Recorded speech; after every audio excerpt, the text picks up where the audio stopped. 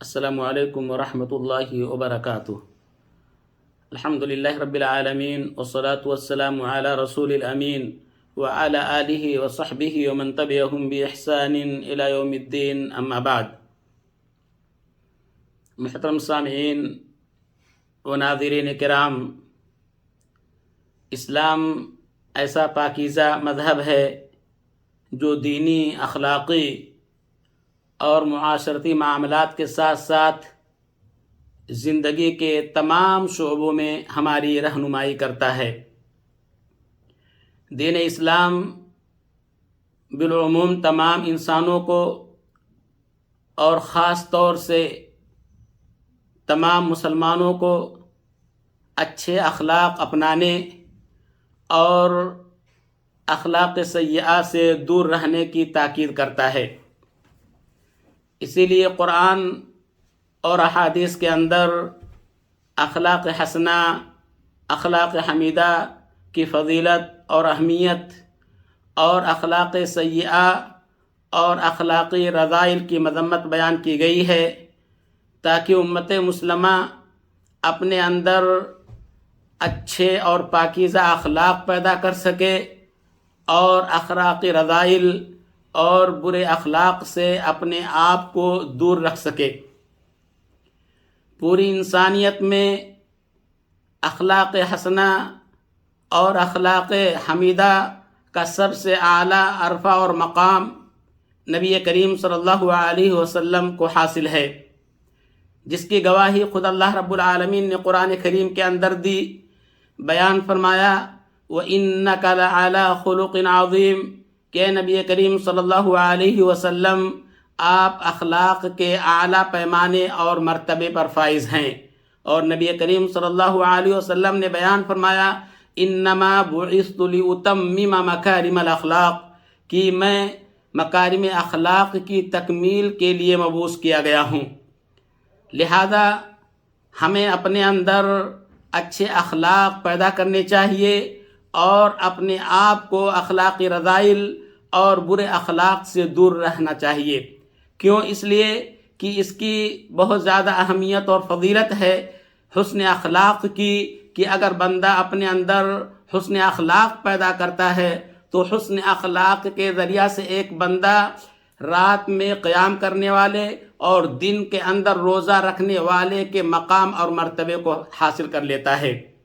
اللہ کے رسول صلی اللہ علیہ وسلم نے بیان فرمایا کہ وَإِنَّ الْمُؤْمِنَ لَيُدْرِكُ بِحُسْنِ خُلُقِهِ دَرَجَةَ الصَّائِمِ الْقَائِمِ، کہ ایک بندے مومن اپنے حسن اخلاق کے ذریعہ سے روزہ رکھنے والے اور رات کے اندر قیام کرنے والے کے مقام اور درجے کو حاصل کر لیتا ہے۔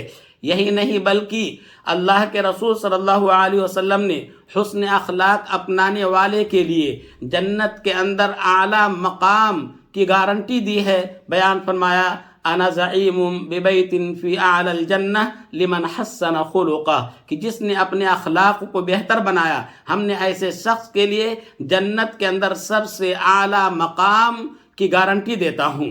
اور بیان فرمایا اللہ کے رسول صلی اللہ علیہ وسلم نے کہ حسن اخلاق میزان کے اندر سب سے بھاری ہوگا، سب سے وزنی ہوگا۔ ما من شیء اثقل فی المیزان من حسن الخلق، کہ میزان میں حسن اخلاق سے زیادہ وزنی کوئی چیز نہیں ہوگی۔ لہذا انسان کو چاہیے کہ اپنے اندر اخلاق حسنہ پیدا کرے۔ اخلاق حسنہ کے ذریعہ سے انسان کل اللہ کے رسول صلی اللہ علیہ وسلم کی محبت اور قربت حاصل کرے گا۔ اللہ کے رسول صلی اللہ علیہ وسلم نے بیان فرمایا کہ کل قیامت کے دن ان من احبکم الی واقربکم منی مجلسا یوم القیامہ احاسنکم اخلاقا، کہ کل قیامت کے دن میرے نزدیک ترین بیٹھنے والے اور اسی طریقے سے میرے سب سے زیادہ محبوب وہ لوگ ہوں گے جس کے اخلاق سب سے بہتر ہوں، جن کے اخلاق عمدہ ہوں، جن کے اخلاق بہترین ہوں۔ ایسے لوگوں کے اللہ کے رسول صلی اللہ علیہ وسلم نے اپنی قربت اور اپنی مجلس کے قریب ترین ہونے کے اللہ کے رسول صلی اللہ علیہ وسلم نے بیان کی ہے۔ لہذا اس سے یہ پتہ چلا کہ ہمیں اپنے اخلاق بہتر سے بہتر بنانا چاہیے، بلکہ اللہ کے رسول صلی اللہ علیہ وسلم نے بیان فرمایا ان من اکمل المؤمنین ایمانا احسنهم خلقا وخیارکم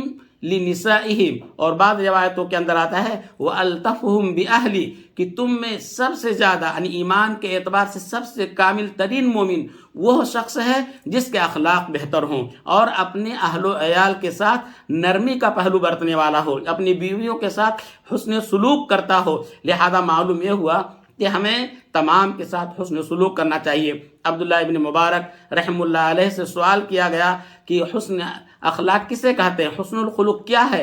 تو وہ بیان فرماتے ہیں کہ بسط الوجہ وبذل المعروف وکف الاذی، یعنی خندہ پیشانی کے ساتھ پیش آنا اور لوگوں کے ساتھ اچھے معاملات کرنا، نیکیاں کرنا، ان کے کام آنا اور لوگوں کو اذیت نہ دینا، لوگوں کو تکلیف نہ پہنچانا، یہ ہے حسن خلق۔ اللہ رب العالمین سے دعا ہے کہ اللہ رب العالمین ہم تمام لوگوں کو حسن اخلاق اپنانے کی توفیق عطا فرمائے، اخلاق سیئہ اور اخلاق رذیلہ سے ہمیں دور رہنے کی توفیق دے، آمین۔ وصلی اللہ علی نبینا محمد وعلی آلہ وصحبہ وسلم، والسلام علیکم ورحمۃ اللہ وبرکاتہ۔